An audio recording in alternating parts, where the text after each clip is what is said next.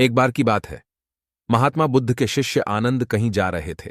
रास्ते में उन्होंने देखा कि एक अधेड़ व्यक्ति एक चट्टान पर बैठा रो रहा है। वे उसके पास गए और बोले, क्या बात है वत्स, तुम कौन हो और क्यों रो रहे हो? आनंद की बात सुनकर उस व्यक्ति की सिसकियां थम गईं। वह अपने आंसू पोंछता हुआ बोला, मैं पास के गांव का रहने वाला एक बदनसीब व्यापारी हूं। मैं जो भी काम करता हूं वह बिगड़ जाता है। व्यापार के चक्कर में मैंने अपनी पत्नी के गहने गंवा दिए। मैंने अपने परिवार को भी खो दिया। यहां तक कि मेरा घर भी गिरवी पड़ा है। मुझे तो लगता है कि मैं किसी काम का नहीं हूं। मेरी किस्मत ही खराब है। उसकी बात सुनकर आनंद बोले, तुमसे किसने कहा वत्स कि तुम्हारी किस्मत खराब है? जरा मैं भी तो जानूं कि तुम्हारी किस्मत में क्या खराबी है। वह व्यक्ति बोला, पहले मैं खेती करता था, पर हर साल उसमें घाटा होता था। कभी सूखा पड़ जाता तो कभी ज्यादा बारिश के कारण फसल बर्बाद हो जाती। इससे परेशान होकर मैंने व्यापार करने का निश्चय किया। मैंने पत्नी के गहने बेचकर अपना व्यापार शुरू किया, लेकिन मेरा व्यापार नहीं चला। शुरू शुरू में परिवार वालों ने मेरा साथ दिया, लेकिन जैसे जैसे मुझे नुकसान होने लगा, मेरे परिवार वाले भी मुझसे दूर हो गए। मैं यह सब उनके लिए ही कर रहा था, लेकिन अब वे लोग मुझे देखकर नजरें फेर लेते हैं और मुझे ही मेरे परिवार की दुर्दशा का जिम्मेदार ठहराते हैं। उस व्यक्ति ने एक लंबी सी सांस ली और फिर बोला, मेरा एक मित्र है। उसने भी मेरे साथ अपना व्यापार शुरू किया था। उसका व्यापार अच्छा चल रहा है। वह जब भी मेरे घर आता है तो अपनी सफलता की कहानियां सुनाता है। उसकी बातें सुनकर मेरे घर वाले भी कहते हैं कि उसे देख और कुछ सीख। हमें तो लगता है कि तेरे वश का कुछ भी नहीं है।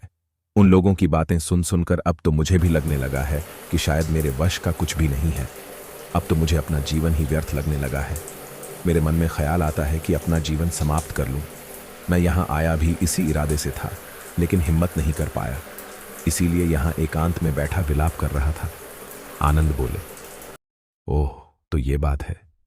वैसे क्या तुम इसके अलावा कुछ और भी कहना चाहते हो? उनकी बात सुनकर वह व्यक्ति बोला, एक ओर मेरा हर काम खराब हो जाता है, दूसरी ओर मेरा मित्र है जो हर समय मुझे नीचा दिखाने का प्रयत्न करता रहता है। मुझे समझ में ही नहीं आता है कि मैं क्या करूं। और अब तो वे मेरे साथ भी नहीं हैं। आनंद बोले, मैं सब समझ गया। तुम सांत्वना चाहते हो। वास्तव में इस दुनिया में सभी लोग सांत्वना ही चाहते हैं। हम चाहते हैं कि हम जब भी कुछ करें तो लोग हमारी प्रशंसा करें, लेकिन आमतौर से ऐसा नहीं होता है, इसलिए हम दुखी हो जाते हैं। हमें लगता है कि हमारे मित्र परिवार वाले सब मतलबी हैं, लेकिन तुम अगर किसी को अपना परिवार मानते हो और उसके लिए कुछ करना भी चाहते हो, तो तुम्हें ऐसा क्यों लगता है कि तुम दूसरों के लिए कुछ कर रहे हो?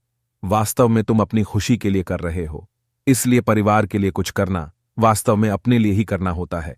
लेकिन अगर ऐसा करते समय तुम्हें लगता है कि तुम दूसरों के लिए कर रहे हो, तो तुम दुखी रहोगे, और अगर तुम्हें लगता है कि तुम अपने लिए कर रहे हो, तो तुम खुश रहोगे। क्योंकि जब तुम अपने लिए कुछ अच्छा करते हो या करना चाहते हो, तब तुम्हें सांत्वना की जरूरत नहीं पड़ती है। आनंद की बातें सुनकर उस व्यक्ति के चेहरे के भाव बदल गए। वह बोला, आप सही कह रहे हैं, मैं समझ गया हूं। अब तक मेरी किस्मत खराब इसलिए थी क्योंकि वह दूसरों के हाथ में थी। अब मैं अपनी किस्मत को अपने हाथ में रखूंगा। मैं फिर से प्रयत्न करूंगा, पूरे मन से काम करूंगा, और जब तक सफलता नहीं मिल जाती, चैन से नहीं बैठूंगा। उस व्यक्ति की बात सुनकर आनंद मुस्कुराए और उसे एक छोटी सी डिबिया देते हुए बोले, इस डिबिया को हमेशा अपने पास रखना। इसमें एक ऐसा राज है जो तुम्हें बड़े से बड़े दुख से भी बाहर निकाल लेगा। लेकिन इसे तभी खोलना जब तुम्हारे जीवन में कोई रास्ता न सुझाई दे और तुम्हें लगे कि सब व्यर्थ है। यह दुनिया व्यर्थ है और यहां रहना भी व्यर्थ है। उस व्यक्ति ने आनंद को धन्यवाद दिया और डिबिया को लेकर चला गया। उसने नए उत्साह के साथ फिर से अपना व्यापार आरंभ किया। उसका व्यापार चल निकला। अपनी मेहनत और लगन के बल पर वह एक बड़ा व्यापारी बन गया। परिवार वाले भी उसके साथ आ गए और उसका जीवन हंसी खुशी बीतने लगा। अब वह भूतकाल का रोना छोड़ चुका था। वह भविष्यकाल की भी चिंता नहीं करता था, बस अपने वर्तमान को संवारने में लगा रहता था। और जो कुछ भी वह करता था वह अपने लिए करता था, अपनों के लिए करता था। इसलिए वह प्रसन्न था। उसके जीवन में अब कोई दुख नहीं था। लेकिन वक्त हमेशा एक जैसा नहीं रहता है, वह बदलता रहता है। उसके जीवन में भी बदलाव आया। एक दिन उसके राज्य पर पड़ोसी राजा ने चढ़ाई कर दी। उसने इस राज्य पर अपना कब्जा कर लिया। उसके सैनिकों ने चारों ओर लूट मार मचा दी। उन्होंने व्यापारी का सारा धन लूट लिया, उसके घर में आग लगा दी जान बचाने के लिए उसे अपने परिवार के साथ वहां से भागना पड़ा। वह व्यक्ति अपने परिवार के साथ कई दिनों तक इधर उधर भटकता रहा। वह दाने दाने को मोहताज हो गया। उसका बच्चा बीमार हो गया। इलाज के अभाव में वह तड़पने लगा। यह देखकर उसका हृदय चीत्कार कर उठा। वह कैसे अपने बच्चे का इलाज कराए? उसके पास तो खाने के लिए भी पैसे नहीं थे। ऐसे में उसे एक बार फिर निराशा ने घेर लिया। उसे लगने लगा कि उसका जीवन व्यर्थ है, सारी दुनिया व्यर्थ है, किसी भी बात का कोई मतलब नहीं है। भले ही आप जीवन में कितना भी कुछ कर लो, कितनी भी सफलता हासिल कर लो, पर अंततः यह जीवन समाप्त ही होता है। तो फिर ऐसे में जीवित रहने का क्या फायदा? इससे तो अच्छा है कि वह अपना जीवन समाप्त कर ले। लेकिन तभी उसके दिमाग में आनंद की दी हुई डिबिया कौंध उठी। उसने उत्सुकता के साथ उसे खोला। डिबिया के भीतर एक पर्ची रखी हुई थी। पर्ची पर कुछ लिखा हुआ था। उसे पढ़कर उसकी आंखों के आगे छाया निराशा का अंधेरा छंट गया और वह मुस्करा पड़ी डिया। पर्ची पर लिखा हुआ था, यह समय भी बीत जाएगा। उसने डिबिया को अपनी मुट्ठी में भींच लिया और एक नई शुरुआत के लिए उठ खड़ा हुआ।